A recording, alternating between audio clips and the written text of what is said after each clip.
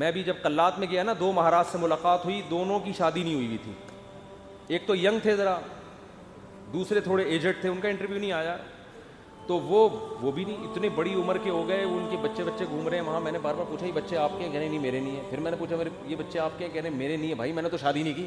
ایک دم میرے شوق ہوا, میں نے کہا بھائی مہاراج کیا کر رہے ہو؟ قال النبی صلی اللہ علیہ وسلم تزوجوا ولا تکونوا کرہبان النصارى, نکاح کرو عیسائیوں کے پادریوں کی طرح نہ بنو. کیا کرتے ہیں؟ واتقوا اللہ الذی تساءلون به الارحام, دولہا دلہن کو سمجھایا جا رہا تھا انسان کے بچے بن جاؤ. یہ خطبہ ایسا ہے, آپ نیٹ پہ لکھو اس کا ترجمہ آ جائے گا. پنڈت جی کے الفاظ لکھو تو نیٹ بولے گا پتہ نہیں کیا بول رہا ہے بھائی, تو میری کچھ سمجھ میں نہیں آ رہا. صحیح ہے نا, وہ پنڈت جی سے ہی پوچھنے پڑیں گے. میں تو گیا تھا پنڈت جی سے پوچھنے کے لیے بھائی کچھ بتاؤ, لیکن میں نے کہا وہ پھر ناراض نہ ہو جائیں. پنڈت مہاراج تھے وہ, پنڈت جی تھے بھی نہیں. پتہ نہیں مہاراج میں پنڈت جی میں کیا فرق ہوتا ہے.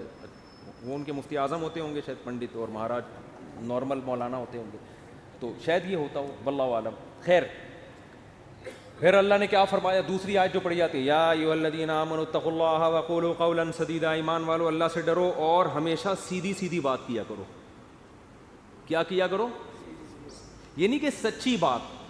قولوا قولا صادقا نہیں کہا اللہ نے, قولوا قولا سدیدا. سدیدا مطلب سیدھی سیدھی, ٹیڑھی میڑھی آڑے ترچھے نہیں چل باتیں نہیں کیا کرو. اس سے فائدہ کیا ہوگا؟ یصلح لکم اعمالکم, تمہارے اعمال کو درست کر دے گا. یہ میاں بیوی کو سمجھایا جا رہا ہوتا ہے کہ ابھی سے نا سیدھی بات کرنا سیکھو. ٹوپیاں گھمانا, شوہر بیوی کو ٹوپیاں, بیگم میاں کو, پوری زندگی کس پہ چلتی ہے؟ ٹوپیوں. سیدھی بات کرتے ہی نہیں. سسرال سے الگ آڑی ترچھی باتیں, سسرال والے داماد سے الگ, بیٹی سے الگ. گھروں میں جو آگ لگتی ہے وہ سیدھی باتیں کرنے سے لگتی ہے, آڑی ترچھی باتیں کرنے سے. جھوٹ پلو گھماتے ہیں باتوں کو, صحیح بات ہی نہیں کرتے. تو اس سے کیا ہوتا ہے؟ اعمال خراب ہونا شروع ہو جاتے ہیں. جب آدمی کو پتہ ہوتا ہے نا مجھ سے کوئی پوچھے گا تو مجھے سچ بولنا پڑے گا, تو وہ کام ہی ایسا نہیں کرتا کہ جواب دہی ممکن نہ ہو اس کے لیے. تو یہ میاں بیوی کو تمیز سے نصیحت کی جاتی ہے. اور پھر حدیثیں پڑھی جاتی ہیں, النکاح من سنتی, نکاح میری سنت ہے. فمن رغب عن سنتی فلیس منی, جو میری سنت پہ نہیں چلے گا وہ مجھ سے نہیں ہوگا. دولہا کو حوصلہ افزائی کی, تو بیٹا زندگی میں پہلی دفعہ کوئی انسان ڈھنگ کا کام کر رہا ہے, تو نبی کی سنت کو بولتے کیوں نہیں بھائی, زندہ کر. اور اتفاق کی بات ہے دوسری شادی میں بھی یہی خطبہ ہے, تیسری میں بھی اور چوتھی میں بھی. کیا مطلب؟ دوسری میں بھی اس کو اپریشیٹ کیا جاتا ہے, سنت کر رہا ہے, تیسری میں بھی چوتھی میں بھی. سمجھتے؟ یہ ویسے ہی درمیان میں جنرل نالج کے لیے ایک بات آ گئی تھی. میں آپ کو پتہ ہے اس ٹاپک پر آج کل بالکل بھی نہیں بولتا.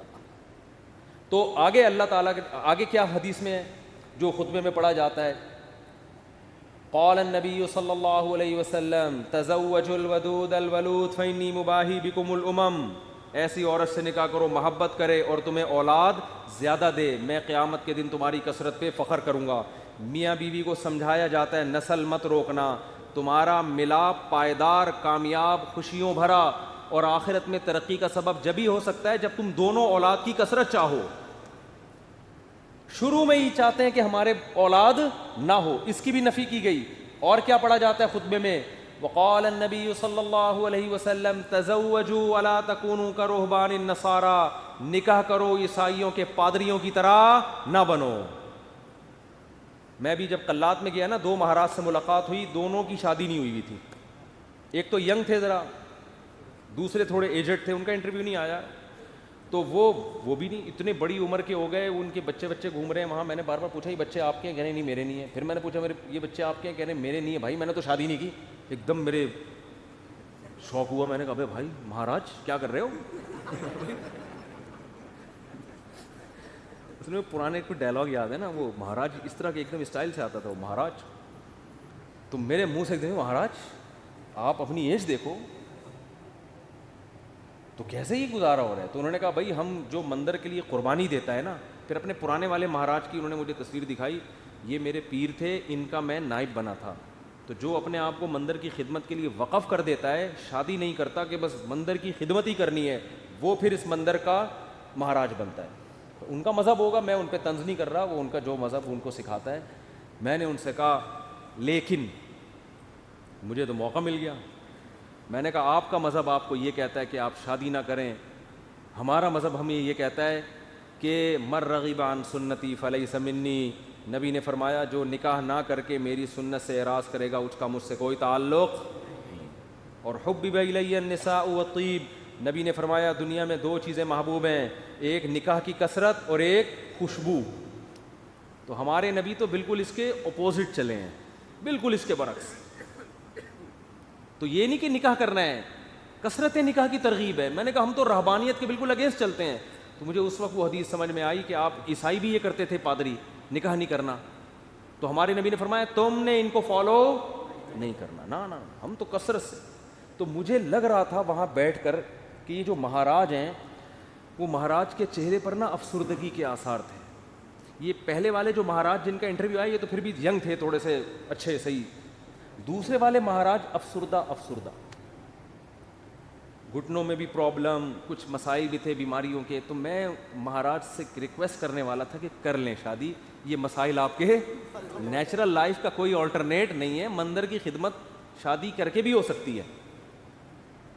اب شادی کی ہوتی یہ بچے آپ کے ہوتے ہیں, یعنی اسی جیسے ان کو لگا دیتے مندر کی خدمت پہ. اگر آپ کا یہ نظریہ ہے, میں ترغیب نہیں دے رہا ہوں ان کو, کیا خیال ہے؟ جیسے ہمارے بیٹے ہیں تو میری خواہش ہے کہ یار وہ بیٹے عالم بنے, اللہ خواہش کو پورا کرے.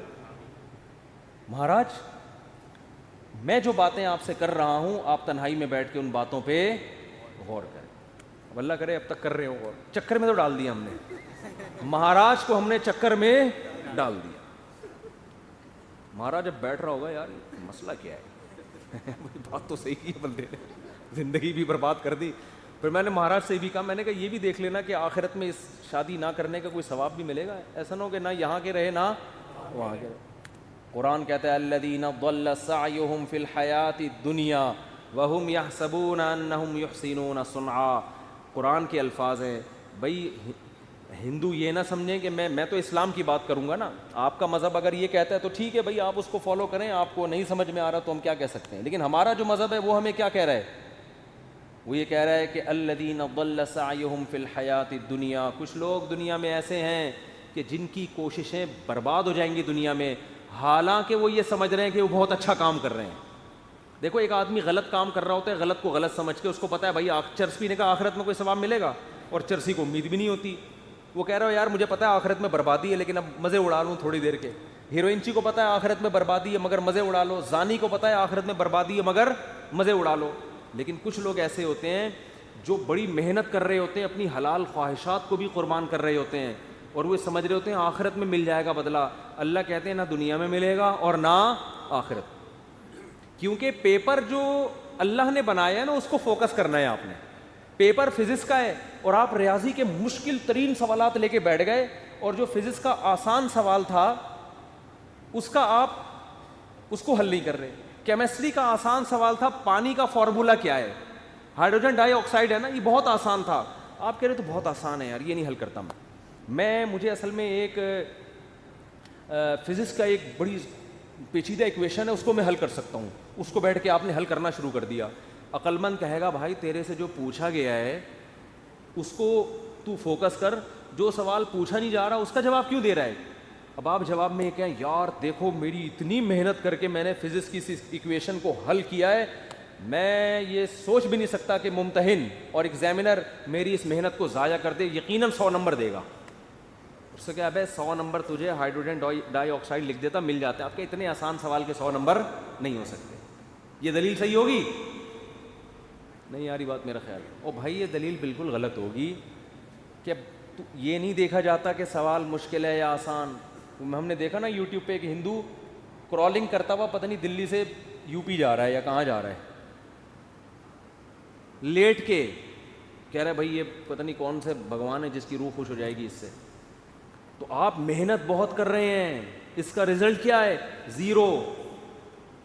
نبی صلی اللہ علیہ وسلم کو اطلاع ملی نا کہ ایک پیدل حج کرنے جا رہا ہے کوئی, منت مانی ہوئی اور طاقت بھی نہیں تھی. آپ نے فرمایا اللہ کو اس کی ضرورت نہیں ہے کہ تم اپنے آپ کو اس مصیبت میں ڈالو, یہ تو تمہاری اپنی تمہاری وہ ہے نا. اگر آپ میں استطاعت نہیں اور آپ پیدل جا رہے ہیں حج کرنے کے لیے تو یہ وہ چیزیں جو آپ نے اپنے اوپر لازم کر لی ہیں. تبھی قرآن کہہ رہا ہے لا تحرموا طیبات ما احل اللہ لکم, جو پاکیزہ چیزیں اللہ نے حلال کر دی ان کو حرام مت کرو, اپنے اوپر خامخواہ کی پابندیاں مت لگاؤ.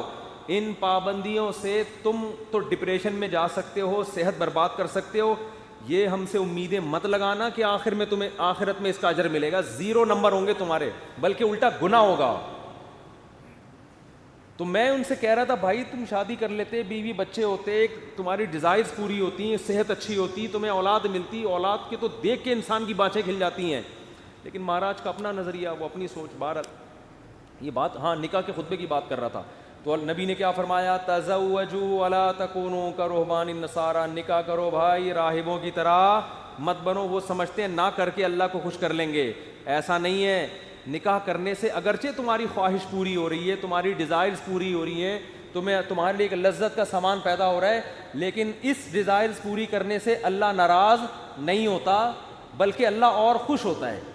کیونکہ اللہ نے یہ رکھی اس لیے کہ تاکہ مرد عورت کے حقوق اٹھائے, ذمہ داریاں اٹھائے, اس کی اولاد کی تربیت کرے. اگر یہ ڈیزائرز پوری کرنے پر پابندی لگا دی جاتی, عورتوں کا بھی بیڑا غرق ہوتا اور تمہارا بھی, اور نسل بھی نہ بڑھتی جو اللہ چاہتا ہے.